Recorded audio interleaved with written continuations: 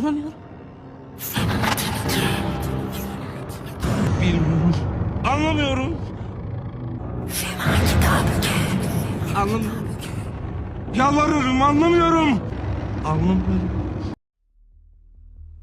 मौत एक ऐसी अटल हकीकत है जिसे दुनिया का कोई भी शख्स झुटला नहीं सकता। दुनिया में आपको हर एक चीज़ पर एतराज़ करने वाले हज़ारों लाखों लोग मिल जाएंगे, लेकिन मौत पर सब एग्री हैं कि ये वो अटल हकीकत है जिसको कोई नहीं झुटला सकता। क्योंकि हम अपने सामने रोज़ाना लोगों को मरता देखते हैं, लेकिन चाह कर भी कुछ भी नहीं कर सकते। ना हमारा पैसा इसको रोकने के काम आता है, ना हमारी टेक्नोलॉजी और ना कोई चालाकी इसको धोखा दे सकती है। साइंस के मुताबिक मौत एक कुदरती अमल है जिसको रोका नहीं जा सकता, लेकिन मौत के करीब ले जाने वाले बुढ़ापे को कुछ स्लो ज़रूर किया जा सकता है। लेकिन हैरत अंगेज तौर पर इस्लाम मौत को सिर्फ रूह के जिस्म को छोड़ने के तौर पर बयान नहीं करता, बल्कि इसके 6 मरहले बयान करता है जो आपने, मैंने और दुनिया के हर एक शख्स ने अपनी मौत के वक्त एक्सपीरियंस करने हैं, जिन्हें हर शख्स अपने अमल के मुताबिक ऑब्जर्व करेगा। किसी के लिए ये पुरसकून होगी तो किसी के लिए इंतहाई अजियतनाक। जैसा कि अल्लाह पाक कुरान करीम के अंदर फरमाता है कि हर जिंदा चीज़ को मौत का जायका चखना है, और हम सभी लोग जानते हैं कि खाने का जायका दरअसल डिपेंड करता है उसको चखने वाले शख्स पर। सो इसका मतलब ये है कि एक जैसी मौत की सख्ती हर एक शख्स के लिए अलग अलग जायका रखती है। कुरान और हदीस के मुताबिक मौत के वो 6 मरहले दरअसल हैं क्या, आइए जानने की कोशिश करते हैं। पहला मरहला यानी यौमुल मौत। ये वो दिन है जब इंसान की ज़िंदगी का खात्मा हो जाता है और इसकी मौत का दिन तय हो चुका होता है। इस दिन अल्लाह पाक फरिश्तों को हुक्म देता है कि वो ज़मीन पर जाएं और इस इंसान की रूह कब्ज़ करें ताकि इसे अपने रब से मुलाकात के लिए तैयार किया जा सके। बदकिस्मती से कोई भी शख्स इस दिन के बारे में नहीं जानता, और जब वो दिन आता है तो इंसान को ये एहसास नहीं होता कि ये इसकी मौत का दिन है। हाँ, लेकिन उस दिन की कुछ ऐसी जिस्मानी तब्दीलियाँ होती हैं जो कि एक इंसान अपने जिस्म के अंदर महसूस कर सकता है। मिसाल के तौर पर एक मोमिन के दिल को इस दिन खुशी और सुकून मिलता है, जबकि बुरे अमाल करने वाले को सीने के अंदर, दिल के अंदर दबाव महसूस होता है। इस मरहले पर शयातीन और जिन्नात फरिश्तों के नज़ूल को देखते हैं कि फरिश्ते आसमान से उस इंसान की रूह को कब्ज़ करने के लिए आ रहे हैं, लेकिन इंसान इनको नहीं देख सकता। कुरान करीम के अंदर इस मरहले का जिक्र कुछ ऐसे किया गया है कि उस दिन से डरो जिस दिन तुम अल्लाह की तरफ लौटाए जाओगे, फिर हर जान को इसके किए का पूरा बदला दिया जाएगा। सूरह अल बकरा आयत 281। दूसरा मरहला कहलाता है रूह के निकलने के अमल का शुरू होना। ये मरहला शुरू होता है पाँव के तलवों से, क्योंकि रूह आहिस्ता आहिस्ता ऊपर की तरफ बढ़ती है, टांगों, घुटनों, पेट, नाफ और सीने से गुजरती है, यहाँ तक कि वो एक मकाम पर पहुँचती है जिसको तरकी कहा जाता है। इस जगह पर इंसान थकन और चक्कर महसूस करता है और खड़े होने के काबिल भी नहीं रहता। उसके जिस्म से आहिस्ता आहिस्ता जिस्मानी ताकत ख़त्म होना शुरू हो जाती है, लेकिन वो अभी भी नहीं समझ पाता कि उसकी रूह जिस्म से निकल रही है। तीसरा मरहला कहलाता है तरकी का सफ़र। आपको बताता चलूं कि तरकी हल्क के नीचे 2 हड्डियों को कहा जाता है जो कि कंधों तक फैली होती हैं।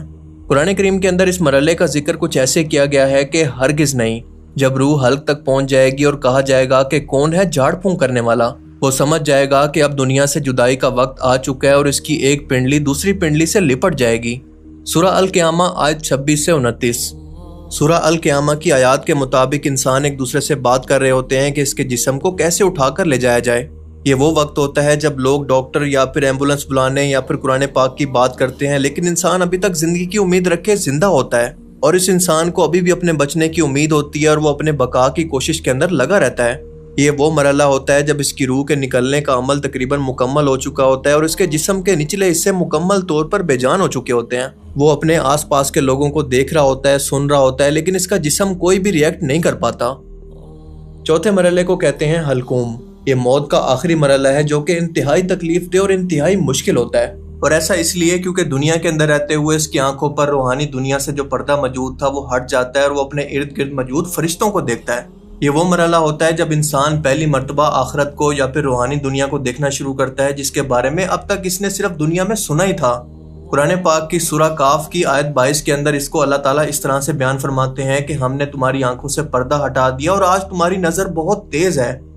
और फिर इसके बारे में अल्लाह फरमाता है कि फिर क्यों नहीं, जब तुम्हारी रूह हल्क तक पहुंच जाएगी और तुम इस वक्त देख रहे होते हो और हम तुमसे उससे भी ज्यादा करीब होते हैं, लेकिन तुम देख नहीं सकते। सूरह अल वाक़िया आयत 83 से 85। ये वो वक्त होता है जब इंसान अल्लाह की रहमत या फिर अल्लाह का गजब देखता है और अपनी जिंदगी के अमाल को अपनी नजरों के सामने गुजरता हुआ देखता है। और आपको ये जानकर हैरत होगी कि इस टाइम के अंदर भी शैतान इसको गुमराह करने की कोशिश करता है कि शायद ये अपनी मौत से पहले आखिरी बार कलमाते कुफ्र पर मर जाए।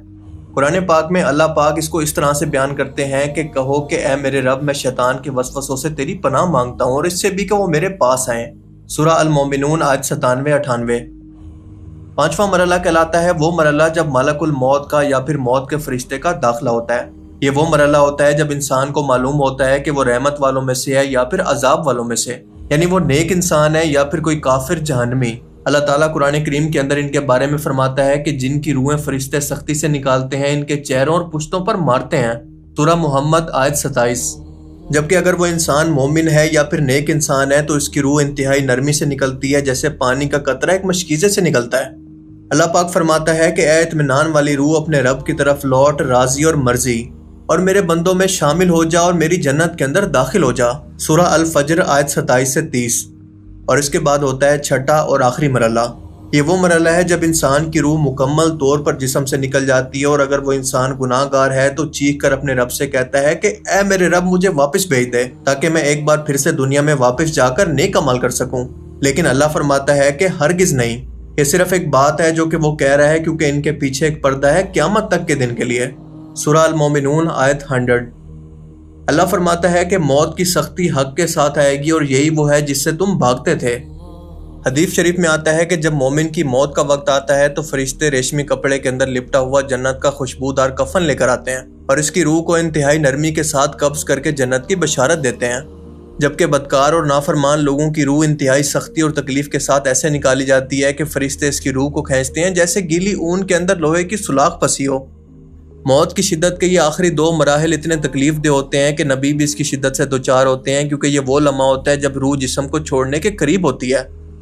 آج بھی بہت لوگ اس بات پر اعتراض کرتے ہیں کہ دنیا کے اندر جتنے بھی گناہ ہو رہے ہیں، جتنی بھی زیادتیاں ہو رہی ہیں، یہ سب کچھ اللہ کی مرضی سے ہو رہا ہے۔ نہیں، ایسا بالکل نہیں ہے، کیونکہ یہ سب کچھ اللہ کی مرضی سے نہیں بلکہ اللہ کی اجازت سے ہو رہا ہے۔ یہ اجازت انسان کو اللہ تعالیٰ نے قیامت تک کے لیے دی ہے کہ دنیا میں جو بھی اعمال کرنے ہیں، لیکن موت کے بعد ان سب کا احتساب تم سے لیا جائے گا۔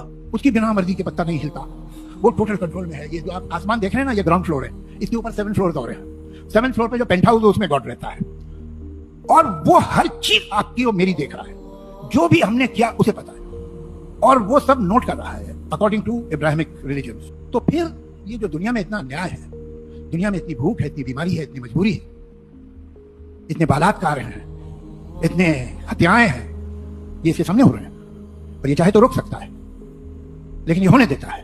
آج آپ، میں اور سب مل کر اس بات کا احتساب کریں کہ اگر ہم میں سے کسی ایک کو خدا نہ خواستہ ابھی موت آ جاتی ہے تو کیا ہمارے اعمال اس قابل ہیں کہ ہم اللہ کے سامنے پیش ہو سکیں؟ اور کیا ہم بھی ان خوش نصیب لوگوں کے اندر شامل ہو سکتے ہیں جن کو موت سے پہلے ہی ان کا جنت کے اندر باغ دکھا دیا جائے گا؟ اور اگر اس کا جواب نہیں میں ہے تو خدا کا شکر کریں، کیونکہ ابھی تک آپ زندہ ہیں۔ اللہ تعالیٰ ہمیں سمجھنے کی اور نیک عمل کرنے کی توفیق عطا فرمائے، آمین۔